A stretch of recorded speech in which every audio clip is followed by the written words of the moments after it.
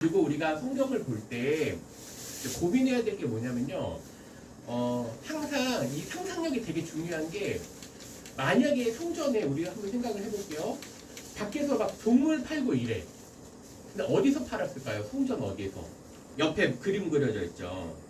구약시대 성전. 근데 구약시대 성전이에요. 근데 이제 신약의 시는 약간 조금 다른 부분, 이따가도 뭐 이따 얘기 안 할 수도 있으니까. 자, 동쪽을 향해서 문이 열려있단 말이에요, 성전이. 그리고 여기가 지성소가 있고, 그러니까 헤롯 성전 중심으로 하면은, 그 다음에 여기에 이제 들어갈 수 있는 사람들이 있어. 여기가 지성소거든요. 지성소 있고, 성소. 지성소 안에 여기 지성소고 성소가 있잖아요. 그 여기는 누가 들어가요? 남자. 네? 유대인 남자. 그럼 여기 밖에 누가 올까요? 유대인 여자? 그럼 여기는 이방인. 그래서 이방인의 뜰이라고 했잖아요. 이방인의 뜰은 여기서 장사하는 거예요. 그러면 뭐가 문제예요? 이방인들이 기도를 못해. 왜냐면 막 여기서 막 팔고 뭐하고 이러는데, 막 시장바닥 같이 하는데 거기서 어떻게 예배를 드려요? 근데 그걸 하니까 예수님이 뒤집은 거거든요. 왜냐면 이방인도 와서, 그래서 여기 이방인의 뜰이라고 하는 게 뭐냐면, 이제 여성이랑 이방인이랑 이렇게 이제 여기서 담이 있거든요. 그러니까 보이는 담이야. 그러니까 보이는 담이 왜 그러냐면, 여기가 이제 에베소서 2장 가면은 자꾸 다른 게 빠져나가서 안 되는데, 그 막힌 담, 허문다는 얘기가 뭐냐면 이 얘기거든요. 유대인들하고 이방인들하고의 그 교제를 못하는 거, 그게 이 이 벽으로 인해서 못하는 것들을 무너뜨린다고. 그래서 이걸 무너지는 게 예수님께서 성전 되시기 때문에, 이게 무너지기 때문에 이방인과 유대인이 하나라고 하는 얘기를 이제 여기서 나오거든요. 요한복음 2장 21절에 보니까, 그러나 예수는 성전된 자기 육체를 가리켜 말씀하신 것이라, 죽은 자 가운데서 살아나신 후에야 제자들이 이 말씀하신 것을 기억하고 라고 되어 있죠. 성경과 예수께서 하신 말씀을 믿었더라. 기억하고. 네, 이 기억하고도 좀 이렇게 짚고 넘어가면 좋은 게, 성령님이 와서 하실 게 뭐예요?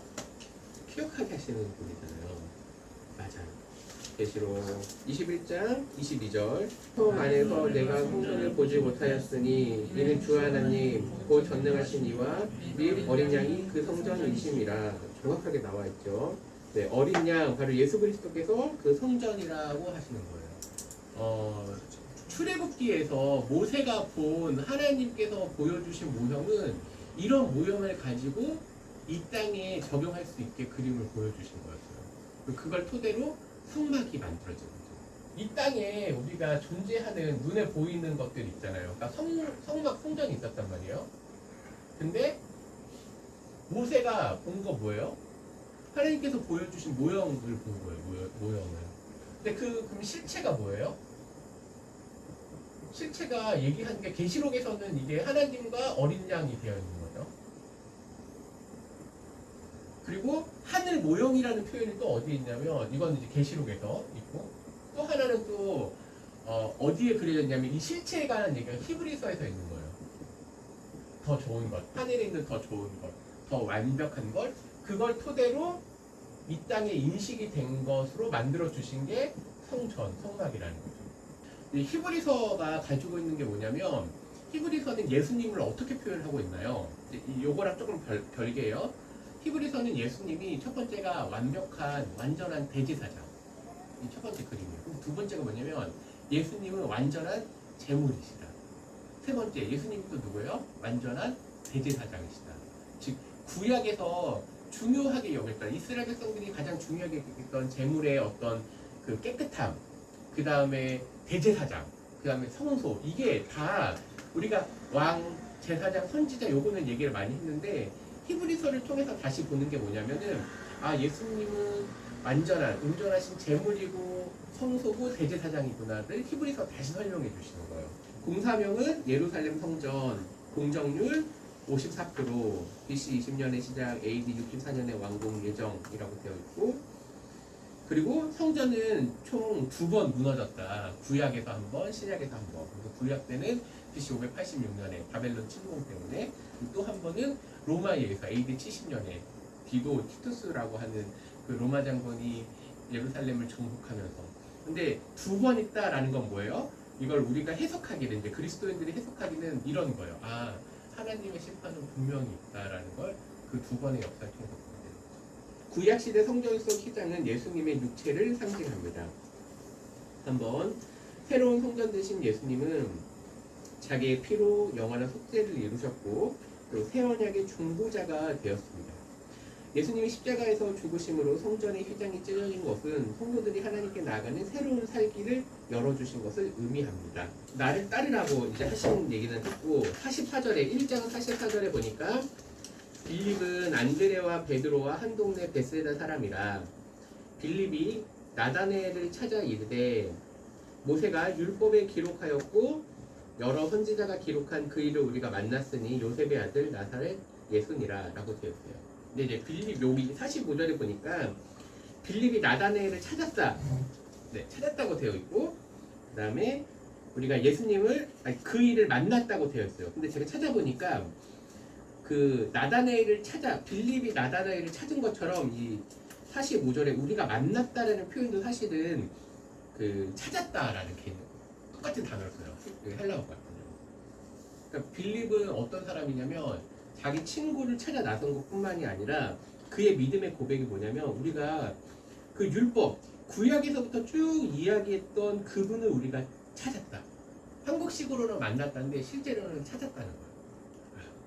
우리가 바로 그분을 찾았다. 근데 이야기가 왜 나오냐면 나다나엘이 이런 얘기를 합니다. 나사렛에서 무슨 선한 게 나오냐? 왜 이런 말을 했을까요? 그리고 당시에 우리가 뭐 요즘 찬양에도 뭐 그런 가사의 고백에 이런 게 있죠. 나사렛 예수. 근데 예수님 나사렛 예수 맞아요?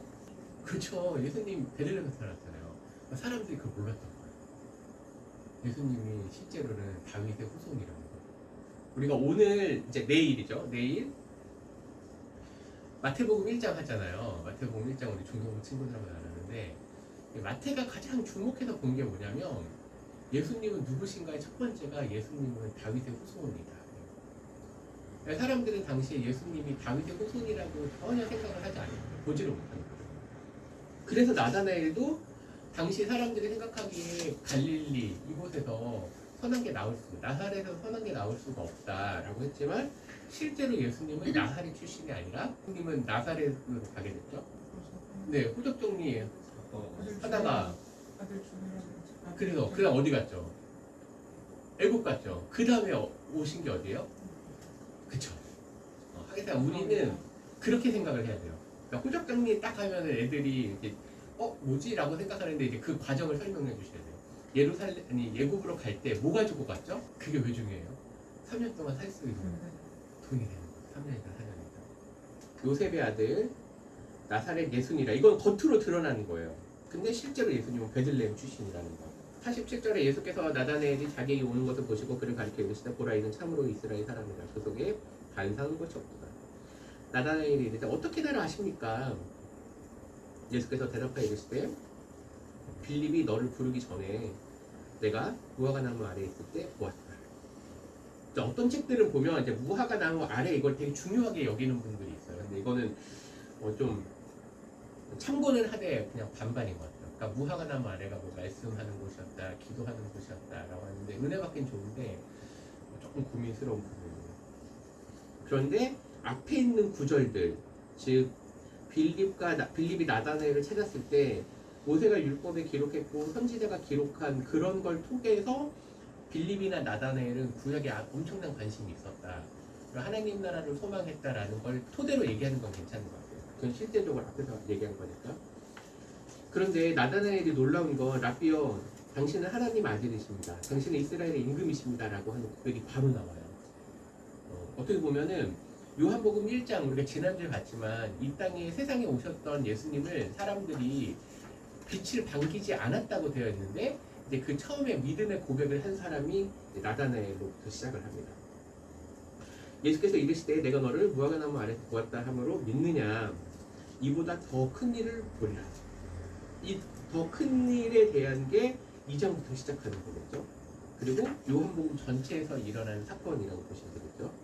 또 이르시되 진실로 진실로 너희에게 이르노니 하늘이 열리고 하나님의 사자들이 인자 위에 오르락 내리락 하는 것을 보리라 하시니라. 그리고 나서 사흘째 되던 날, 3일 후죠. 그래서 요 3일 후도 되게 해석하는 사람들이 여러 가지가 있어요. 이 앞에서 지금 이튿날로 숫자를 쭉 세가지고 이제 7일째라고 얘기하는 분들도 있고, 여기서 말하는 3일은 예수님 부활 후의 3일일 수도 있고, 뭐 이런 이미지를 넣어가지고 해석을 해야 된다라고 하는 것들이 많은데 그냥 참고만 하세요. 어쨌든 사흘째 되던 날 갈릴리 가나에 혼례가 있어 예수의 어머니도 거기 계시고 예수와 그 제자들도 혼례의 청함을 받았더니 포도주가 떨어진지라. 예수의 어머니가 예수에게 이르되 저들에게 포도주가 없다 하니 예수께서 이르시되 여자여 나와 무슨 상관이 있습니까? 내 때가 아직 이르지 아니하였습니다. 네, 많은 사람들 특히 이제 한국에서 가장 어려운 게 감히 어머니를 여자여 네, 라고 하는 부분이죠. 왜 이렇게 얘기하셨을까요? 왜 예수님은 그렇게 불렀을까요? 복음서에 보면은 예수님이 실제로 마리아나 요셉한테 엄마 아빠라고 부르는 게 한 번도 안 나와요. 요한복음 아까 앞에서 얘기하셨던 것지만 예수님께서는 자기 인식이 명확하셨다고 그러는 거죠. 분명히 사셨을 때, 이 땅에서 사셨을 때는 어머니라고 부르셨을 거란 말이에요. 엄마라고 불렀을 거고 당연히. 근데도 불구하고 성경 자체는 그것들을 제공해주지 않아요. 그러니까 예수님이 어떤 분이라는 걸 아예 처음부터 인식을 하고 본문을 썼기 때문에 그 부분이 더 이제 생생하게 드러나는 거죠. 앞에서 얘기했지만 예수께서 이르시되 여자에 나와 무슨 상관이 있습니까? 어떻게 보면은 우리 문화를 가지고 보면 어머니한테 이렇게 얘기하는 것 자체가 이상하다라고 하시는 분들도 있겠지만 예수님께서는 자신이 어떤 분이신지, 즉 구원자로서의 이 땅에 오심에 대한 인식, 그래서 그 때가 아직 이르지 않았습니다라고 하는 거예요. 근데 그럼에도 불구하고 마리아는 5절에 더 황당해요. 뭐라고 그래요? 예수님 지금 내 때가 이르지 않았습니다라고 했는데 어머님 뭐라 그래요? 그의 어머니가 하인들에게 이르되 너에게 무슨 말씀을 하든지 그대로 하라. 그럼 마리아는 이걸 또 왜 이렇게 반응했을까요? 그냥 예수님이 내 때가 이르지 않았습니다라고 하면은 거기에 멈춰야 되는데 어머니는 그냥 하인 불러서 그냥 시키는 대로 해 라고 했단 말이에요. 마리아는 이런 사건들이 발생했을 때 그러니까 마리아는 예수님을 어떻게 인식했을까요? 라고 했을 때 아까 뭐 앞에서 얘기했던 것처럼 그럼 마리아는 어떤 일들을 겪어왔죠? 라고 했을 때 이제 우리가 이제 전설들의 이야기가 있고 성경에 있는 이야기들이 이렇게 같이 있어요. 그러면 이제 우리가 전설을 조금 제쳐두고 그러니까 성경에 말고 그냥 이렇게 구전으로 흘러나오는 게 있는데 일단 마리아는 어떤 걸 겪었죠? 천사를 만났어요. 그래서 너가 성령으로 잉태될 거야 라고 하는 거죠. 자, 그런 다음에 또 동방박사들이 왔어요. 그 사이에 그 뭐가 맞냐? 또 하나는 사가랴, 안나를 만났던 사건. 그러면서 이제 누가복음에 보면은 너 칼을 품게 될 거야 라고 하는 얘기나 너 엄청 아플 거야 이런 얘기도 하게 되죠. 그런 사건들. 그리고 아까 얘기했던 12살에 6월절날 성전에 갔을 때 일어나는 사건. 이런 것들을 통해서 보면 그리고 이제 우리 오늘 읽진 않았지만 누가복음에 보면은 이러한 일들을 마리아는 엄청나게 마음에 담았다고 표현되어 있거든요. 그러니까 두 가지예요. 하나는 마리아가 예수님에 대한 정확한 건 아니지만 어떠한 믿음이 있었을 거다라고 하는 거 첫 번째. 그리고 또 어떤 분들이 이런 얘기도 해요. 당시에 요셉의 이야기가 없는 거 보니까 아마 요셉은 죽었을 거다. 그래서 요셉이 죽은 이후에 마리아가 그가 의지하고 있는 그러니까 예수님은 특별한 존재임에 대한 그런 인식도 있고 그게 1번이고 2번은 또 뭐냐면 장자로서 즉 첫째로서 가지고 있는 그 부분도 마리아가 되게 많이 의지했을 거다라고 하는 이야기 이런 이야기가 이렇게 있었거든요. 근데 그거는 적절하게 이제 선생님들이 이제 받아들이시면 좋을 것 같아요. 그러니까 이러한 것들을 토대로 마리아는 이 시대에 가서 이런 부분을 한 거예요. 예수여, 그러니까 아들이지만 어쨌든 그냥 표현을 할게요. 예수여, 당신 때가 사실은 이른 겁니다라고 표현했을 수도 있다는 거예요. 마리아 입장에서는. 그러니까 이제 세상에 좀 대비하세요. 그런 개념들. 왜냐하면 분명히 어떤 예수님의 문제 해결 능력, 그러니까 일상적인 해결 능력을 뛰어넘는 걸 알고 있기 때문에 사실은 바로 온 거거든요. 예수님한테. 그래서 그 문제에 대한 이야기를 했는데 예수님 입장에서는 뭐예요? 그거는 이 세상 눈에서 보기에는 조금 더 이렇게 뭐 화려한 대비를 좀 했으면 좋겠는데 예수님은 그게 아니라는 거예요. 왜냐하면 예수님의 때는 뭐예요? 십자가에 죽으심과 부활하심. 그리고 더 정확하게 예수님의 때는 요한복음 자체에서는 언제 등장을 하나요? 예수님이 이제 자기의 카운트다운이 떨어지는 걸 물론 처음부터 인식했지만 정확한 카운트다운은 어디에서 있나요? 라고 하면 우리 말씀 한번 볼까요? 요한복음 12장 한번 볼까요?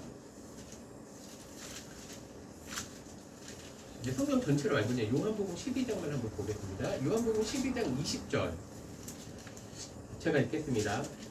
명절에 예배하러 올라온 사람 중에 헬라인 몇이 있는데 그들이 갈릴리 벳세다 사람 빌립에게 가서 청하여 이르되 선생이여 우리가 예수를 배우고자 하나이다 하니 빌립이 안드레에게 가서 말하고 안드레와 빌립이 예수께 가서 여쭈니 예수께서 대답하여 이르시되 한번 같이 읽겠습니다. 시작.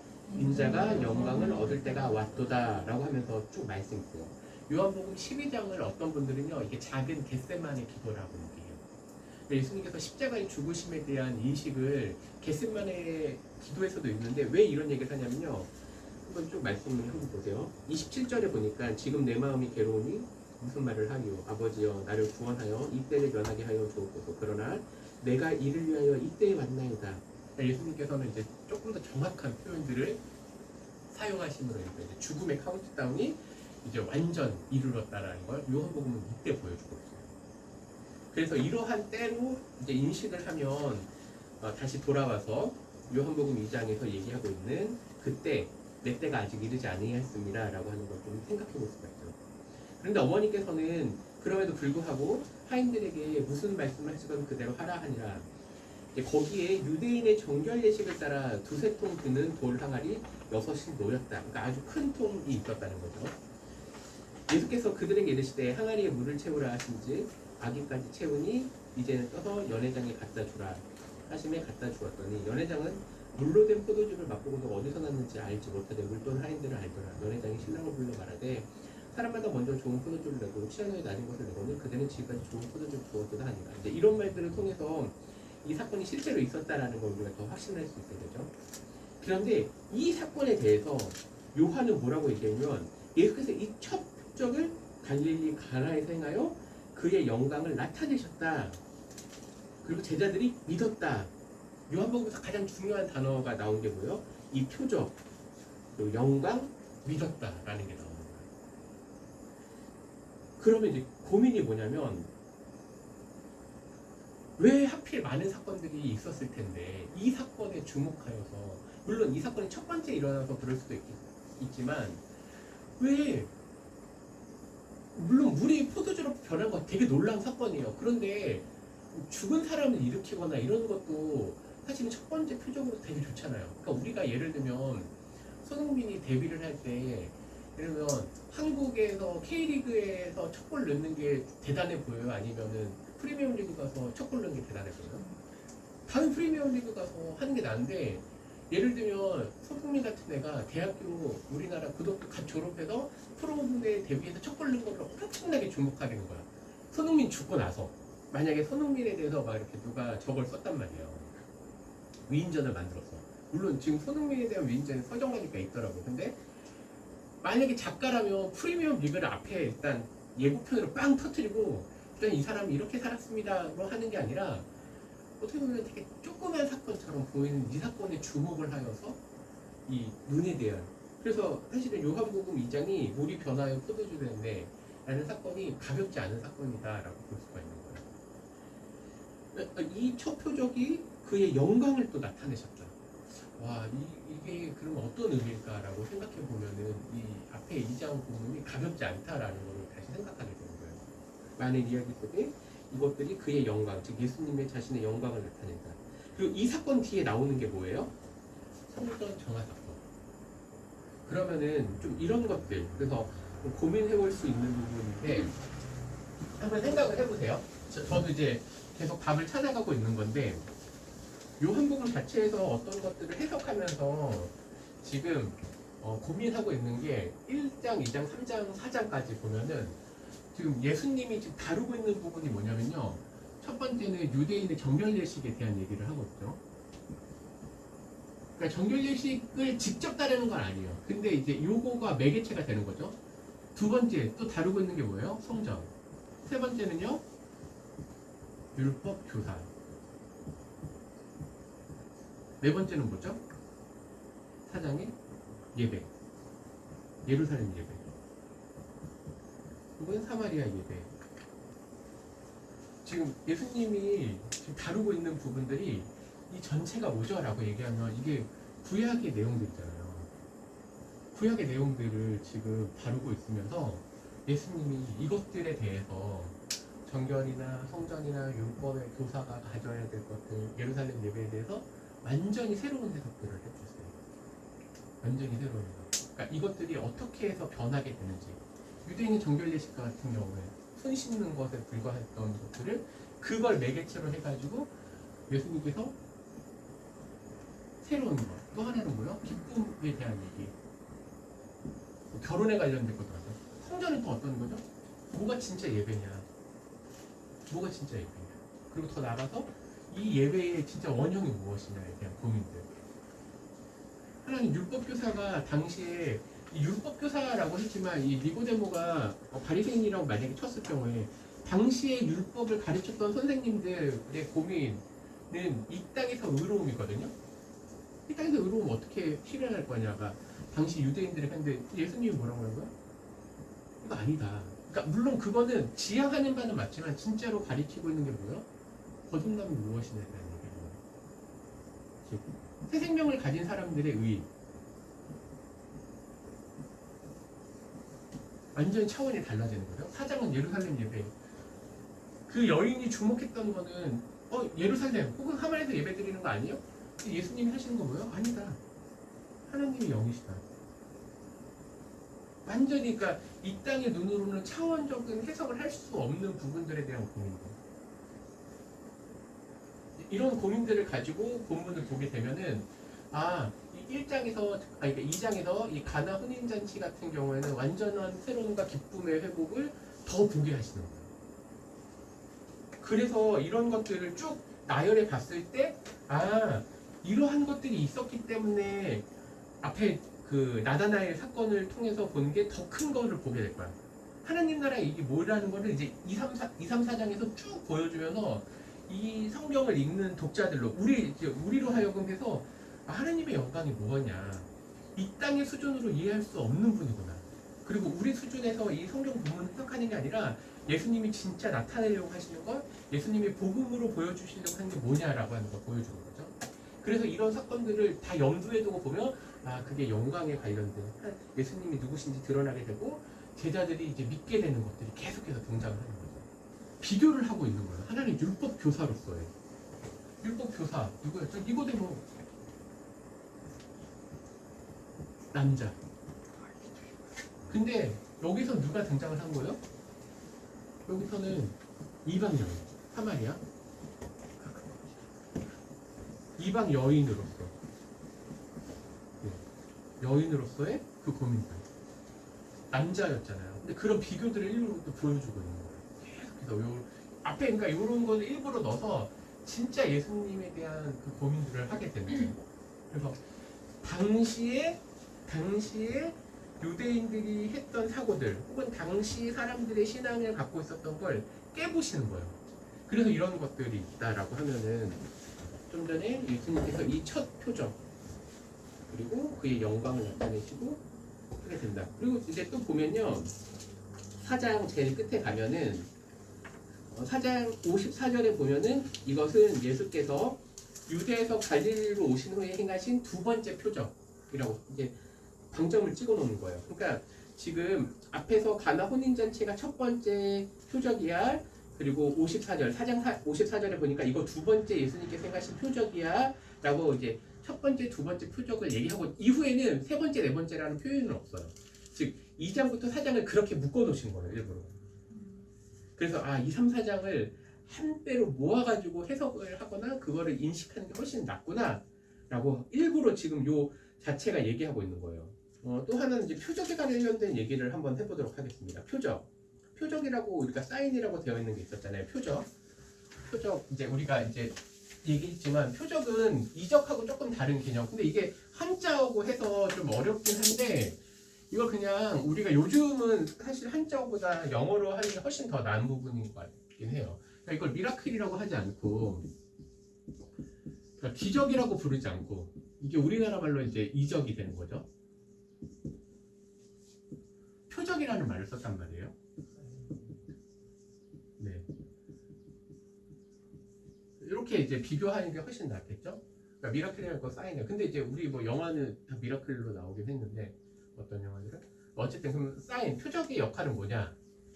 아까 사실은 제가 했던 얘기에 나오는 얘기인데 표적이 있어요. 표적. 어떤 놀라운 사건이 있어요. 그리고 이 표적을 통해서 결국은 이를 지워야지. 조금 더 지워. 사람들이 표적을 보는 신앙이에요. 다 지금 요한복음에서 예수님 계속 지적하는 게 뭐냐면 사람들 다 계속 표적을 원해요. 놀라운 사건, 어떤 표시 계속해서 이거에 대한 이야기를 하고 있어요. 여기 머물러. 표적을 넘지를 못한다고요. 근데 예수님이 진짜 하려고 하는 건요. 이 표적이 매개체가 되는 거예요. 매개체가 돼서 결국은 이걸 쭉 뛰어넘어서 하나님을 보라는 거예요. 하나님을 믿으라는 거예요. 근데 이게 결국은 이제 예수님을 믿는 것하고 연결이 되어 있거든요. 이게 요한복음에서 있는 표적의 역할이에요. 제가 표적을 어떻게 설명해야지 제일 좋을까 우리 선생님들한테. 그러니까 나는 표적을 뛰어넘어서 예수님 믿으면 돼. 그러면 그냥 다 해결이 돼. 근데 당시 사람들은 안 뛰어넘어요. 계속 표적을 구하는 거예요. 고린도서에서도 마찬가지. 바울이 한 얘기가 뭐예요? 사람들 표적 구한다. 헬라인은 지혜를 구하고 유대인들은 표적을 구한다. 그러니까 유대인들은 이거를 결국은 못 뛰어넘는 거예요. 그래서 유대인들이 계속 예수님한테 요한복음에서 표적으로 인한 이제 책망받은 게 이런 거거든요. 표적에 머무니까 그냥 여기에서 그냥 이 땅에서 놀라운 일을 일으킨 사람이야 하고 끝. 믿음에 대한 고백이 없는 거예요. 근데 예수님이 표적을 보여주신 사건은 너가 이 표적으로 말미암아 나를 믿어야 돼. 하나님을 믿어야 돼. 이걸 뛰어넘으라는 거예요. 이 부분이 이제 어떻게 이제 모르겠어요. 쓰신 분들이 그거를 염두에 둔지 모르겠지만 이 한계점을 보여주고 있는 게 뭐예요? 성전이었어요, 사실. 율법, 예배. 결국은 이런 매개체를 통해서 진짜를 봐야 되는데 왜 그거 고민하죠? 이제 좀 이따가 얘기했지만 진짜 성전이 뭐냐에 대한 고민. 근데 진짜 율법이 가리키고 있는 바가 뭔지. 지금 니고데모 얘기했던 거예요. 지금 2장이고 3장이고 4장 진짜 예배가 뭔지. 4장. 그래서 요한복음을 볼 때 우리는 이거를 진짜 참 뭐 성경에 우리 성경식으로 보면 참을 보는 거예요. 참.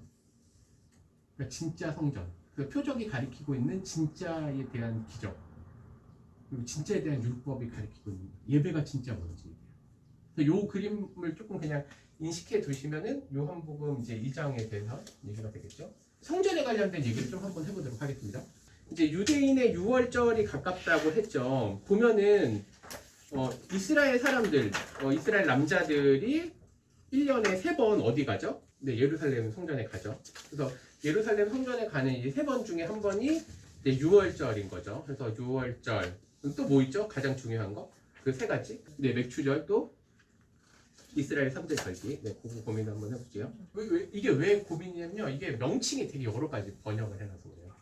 3대 절기는 이제 첫 번째 6월절. 6월절은 별로 어려운 거 없죠. 근데 6월절하고 뭐랑 붙어 있죠? 무교절이라고 붙어 있죠. 그 다음에 여기서 시간 떼어서 우리가 했던 맥추절. 맥추절도 물론 추수 관련된 거긴 한데 이제 요게 77절, 그쵸? 77이니까 오순절. 그다음 마지막 게 장막절 혹은 초막절 혹은 수장절. 이게 그러니까 번역을 한자에서 오다 보니까 사실은 되게 어려운 고민들이 있죠. 왜 예수님은 요 3가지를 지키라고 했을까?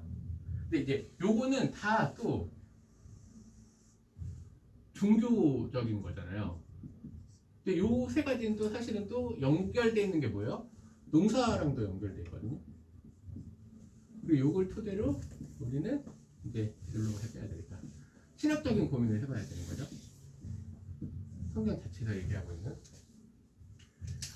6월절 가서 이제 양 잡아가지고 다 같이 먹죠. 양 한 마리.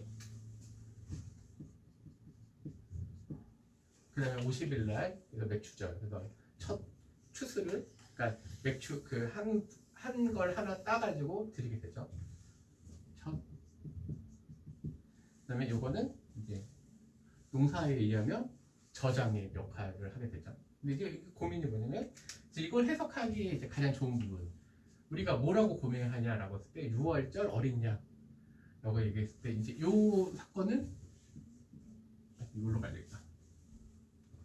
이거는 예수님의 십자가의 죽으심과 부활하신 사건으로 비유해 볼 수가 있는 거죠. 왜냐면 양 한 마리 전체를 먹으라고 하는 거고.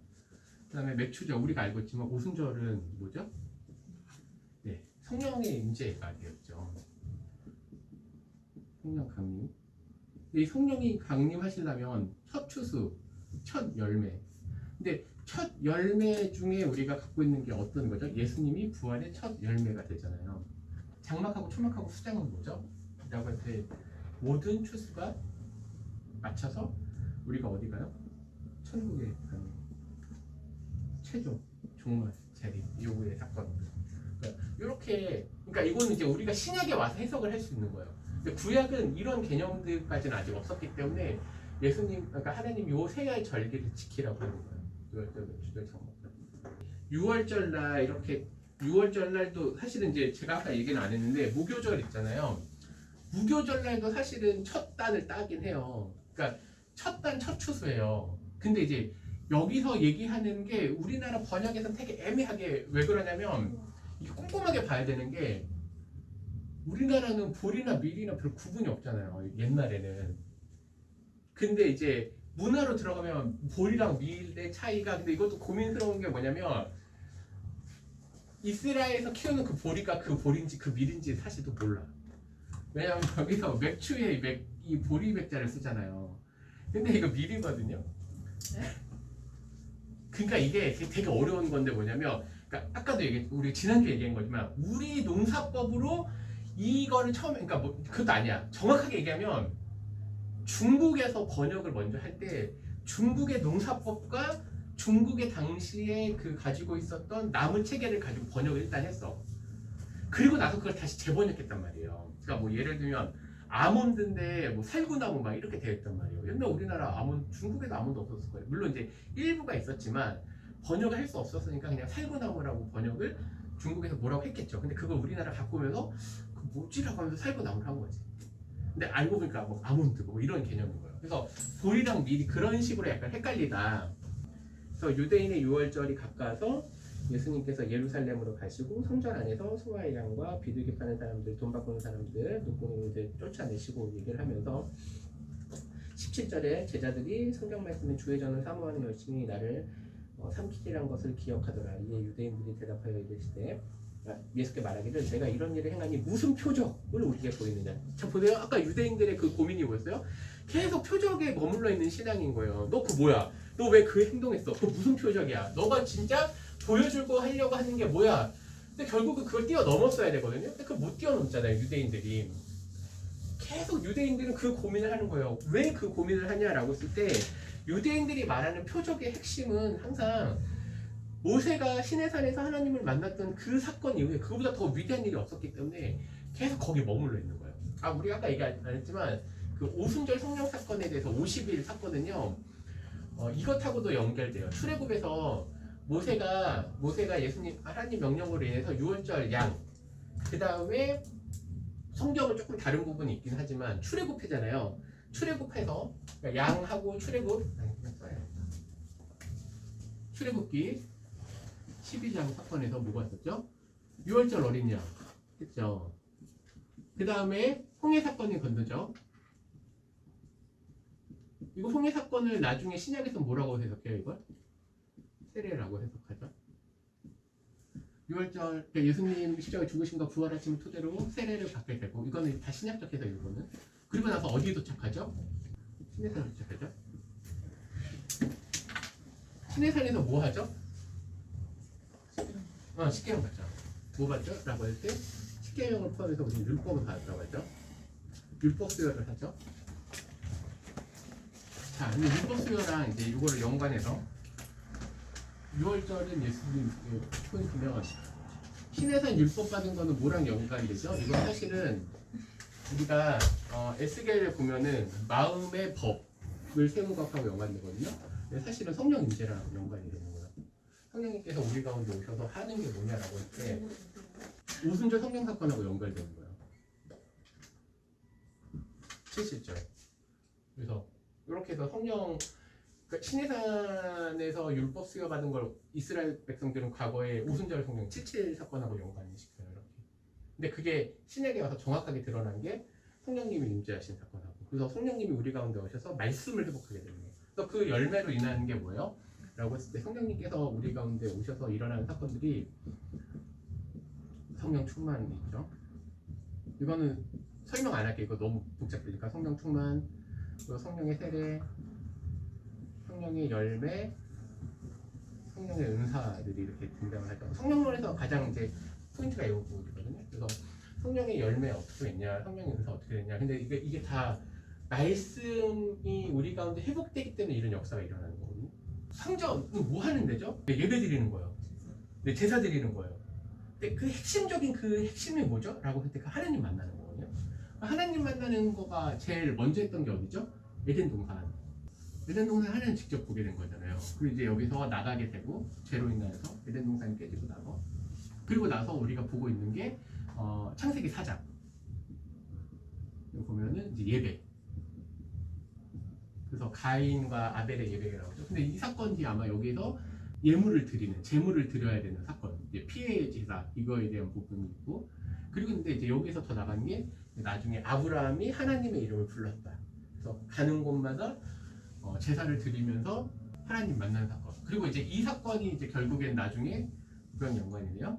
출애굽기 와가지고 이제 성막 이렇게 되죠. 근데 여기서 성막, 그다음에 우리가 다윗 솔로몬에서 솔로몬의 성전, 이것들이 가리키고 있는 바가 아까 얘기했지만 천국에서 하나님과의 만남. 근데 이제 여기서 아까 얘기했던 계시록 얘기가 여기서 이제 이런 원형들을 가지고 혹은 모세가 여기서 봤던 하나님께서 설계도를 보여주셨다고 했단 말이에요. 근데 그런 토대가 되는 게 다 계시록이나 그다음에 이제 히브리서에서 보여주고 있는 것들이 이렇게 등장을 이제 하게 되고 솔로몬 성전 파괴되고 그다음 스룹바벨 그리고 스룹바벨 이후에 이게 조금 더 이제 복귀시킨 게 헤롯 성전. 이 헤롯 성전에서 얘기해봤던 게 뭐였어요? 이때 당시에 예수님께서 무너뜨려도 내가 회복할 거야라고 한 게 예수님의 성전 대신. 그러니까 그건 이제 요 사건하고 바로 연결이 되는 거죠. 예수님께서 성전 되신다라고 하는 얘기. 그리고 나서 이제 없는 것처럼 요한복음 2장에서 끝나는데 그렇지 않다는 거예요. 그 이후에 성전에 관련된 얘기가 어디서 나오죠? 고린도전서 3장, 6장, 고린도후서 성도가 성전이다 라고 하는 이야기. 왜 성도가 성전이지? 근데 보면 여기서 힌트는 뭐냐면요, 성도 안에 누가 계세요? 성령님 임재하신다는 거예요. 근데 이제 여기서 조금 더 주목해 볼 수 있는 게 솔로몬 성전 때 역대기에 보면 역대상하 이 당시에 성전의 역할이 뭐냐라고 했을 때 역대기에서는 이런 표현이 더 많이 들어가요. 성전에서 역대기에서 하는 얘기가 뭐냐면은 성전은 여호와의 이름을 두는 곳, 여호와의 이름을 두는 곳. 이게 구약에서는 이해가 안 되는 거예요. 이 성전이 왜 여호와의 이름을 두는 거지? 근데 이 구약 상각에서 이름을 둔다라는 건 그의 존재를 둔다는 거거든요. 근데 그게 이제 어떻게 이루어지냐라고 할 때 이게 신에게 와서 이제 이루어지는 거예요. 예수님께서 십자가에 죽으시고 부활하심으로 말미암아 그러면 고민이 뭐였냐? 에덴 동산 이후에 예배를 드렸지만 우리는 어떤 존재였죠? 죄로 가득한 존재였단 말이에요. 그래서 창세기 6장에 보면 하나님께서 이러한 당시에 우리의 모습들을 보고 내가 너와 같이 있지 않을 거야. 여호와의 영을 너희 안에 두지 않을 거야 라고 얘기했단 말이에요. 근데 그 사건들 뒤에 계속해서 피해 제물들, 피해 예물을 드리면서 우리가 정화하는 어떤 부분적인 정화긴 하지만 이것들이 다 가리키고 있는 게 예수님이 십자가에 죽으심과 부활하심.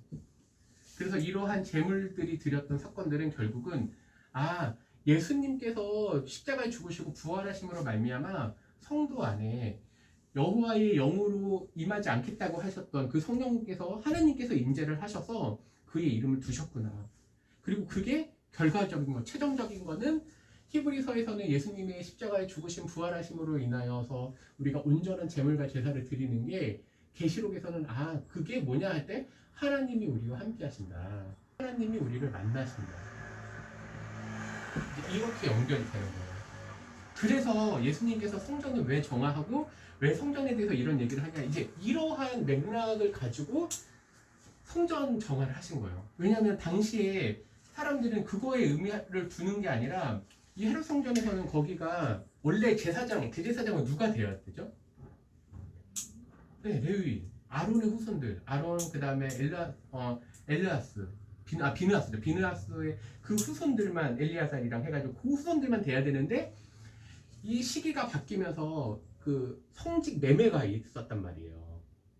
스룹바벨에서 헤롯 옮겨서. 왜냐면 당시 로마나 그 다음에 그 누구였죠? 헤롯에 의해서 제사장을 여기서 얘기했던 성막이나 솔로몬에서 이제 아론의 후손들만 온 게 아니라 성직 매매가 여기서 당시에 이루어져서, 그러니까 성직을 매매했다라는 건 그 성직 매매하기 위해 돈을 엄청나게 투여했다는 거 아니에요. 그럼 그것들을 수익을 어떻게 벌어요? 당시의 물건들을 판매를 해서 거기서 얻은 수익을 가지고 이 사람들은 두 개를 한 거예요. 그럼 여기 있는 그 당시의 제사장들, 상당한 제사장들은 아마 사독계열이었다. 사두개인이 원형이 이제 사두개니까. 사두개인이 이렇게 제사장, 그 다음에 뭐 이제 서기관도 있고 장로들도 있고, 장로는 이제 이 서기관들 출신 중에 많은 거는 바리새인들이 많았고, 율법교사라고 하는 사람들. 그러니까 이거는 조금 하원의 의미고, 여기는 상원이라고 하면 아마 그 당시 사내들린 공의에는 이 사두개인이나 바리새인들이 있었고, 이 제사장들이 그 성직 매매를 통해서 두 군데 돈을 갖다 바쳐야 되거든요. 하나는 로마에게 있고 하나는 헤롯에게 돈을 하고, 자기네들도 성직 매매에서 돈을 투여했기 때문에 당시 이런 일이 발생을 했다라고 생각해 보면은, 그들은 어떻게 이게 이루어졌느냐. 그래서 예수님께서 얘기하신 거는 이런 것들을 포괄적으로 지금에 있는 문제가 엄청 큰 문제이기 때문에 진짜 예배 혹은 진짜 성전의 모습들을 회복하는 것들에 대한 고민을 했다. 사도행전을 우리가 볼 때는 이런 거죠. 그러니까 우리 이 시대에는 그것들을 한 번에 다 볼 수 있잖아요. 근데 그 당시에는 이제 그러한 개념들이 축적돼서 정립돼가는 시기였어요. 그러니까 그 시기에는 그러니까 과도기적인 거죠. 순간 왜냐면 한 20-30년 연간에는, 왜냐면 심지어 예수님이나 바울이나 어디 갔어요? 성전에 갔잖아요. 이게 있음에도 불구하고, 예수님이 성전임에도 불구하고 예수님이 헤롯 성전 가서 거기 가서 가르치기도 하고 다 했잖아요. 그러니까 그거는 과도기적으로 그거를 허용하신 것 같아요. 23절에 보니까 6월절에 예수께서 예루살렘에 계시니 많은 사람이 그의 행하시는 표적을 보고 그의 이름을 믿었으나, 표적, 그 다음에 믿어. 근데 24절에 보니까 예수는 그의 몸을 그들에게 의탁하지 아니하셨다. 근데 여기서 그 의탁하다가 믿음이에요. 예수님이 사람들이 믿지 아니하셨다.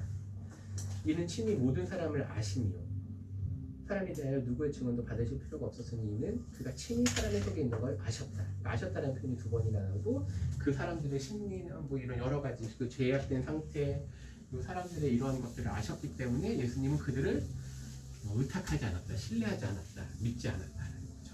이 장은 이렇게 정리가 되면은 될 것 같습니다. 혼인잔치에 가는 이런 그림 한번 이렇게 있어요. 혼인잔치 당시에 이렇게 당시 문화가 있었는데, 이런 혼인잔치에 포도주가 떨어졌다라고 하는 건 엄청난 큰 결례죠, 사실. 그러니까 성경을 어떤 걸 해석할 때 하나님 중심적으로 해석할 거냐, 아니면 사람의 입장에서 해석할 거냐라고 하는데, 그 두 가지 다 고민해 볼 필요가 있어요. 왜냐면 우리는 일단 하나님이 아니잖아요. 그러니까 하나님 중심적으로 해석한다라는 그 말 자체에 한계점이 있어요, 사실은. 근데 또 하나는 사람 중심적 해석이 나쁘다고 생각하진 않는 게, 왜냐면 우리가 다른 사람에 대한 어떤 공감이나 이런 거는 사실은 이제 이런 선생님이 얘기했던 것처럼 당시에 얼마나 어떤 사람이 심지어 이렇게까지 얘기했어요. 아마 그 마리아가 아는 사람이지 않을까? 마리아가 아는 사람인데 자기 문제가 있는데 이거 해결해야 되지 않냐? 그러니까 결국은 그 두 가지를 다 하나님이 보여주신 거라고 생각해요. 아까 그 기쁨에 대한 얘기도 했지만, 그 기쁨이라는 게 포도주 떨어지고 얼마나 슬퍼요. 갑자기 결혼식이 뭐 울상되고 이럴 건데. 근데 그런 얘기를 안 할 수 없어요. 분명히 그런 게 있었을 거란 말이에요. 근데 그것들을 너무 하나만 극단적으로 해석하는 거는 좀 옳지 않은 것 같아서 약간 그 해석할 때 그러신 분들도 있어요. 포도주는 피다라고 얘기하는데 저는 그렇게까지는 말 못하겠어요. 그러니까 그거 상징 같은 네, 그러니까 상징하고 이런 부분은 충분히 저도 공감을 하지만 그러니까 이게 포도주가 세원약의 피다라고 바로 얘기하기에 그러니까 제 스스로 그것까지는 너무 물론 그 말이 틀린 말은 아니지만 그러니까 적극적으로 말을 하긴 조금 어려운 것 같다라고. 아니 7일 7일로 계산하는 게 맞아요. 아 그래요? 네, 일주일로 계산해요? 그러니까 왜냐면 그게 그 이튿날이라고 하는 게 3번 나오고 3일로잖아요. 그러면 그 이튿날이라고 하는 개념의 첫 번째 날이 그 이튿날 전의 사건으로 두어서 그러니까 첫째 날은 없지만 그거 빼고 이튿날 그다음 3일 뒤 그러니까 7일 그런 개념으로 돼 있더라고요. 그러니까 해석하는 건 말로는 6일이 맞아. 근데 해석은 7일이래요.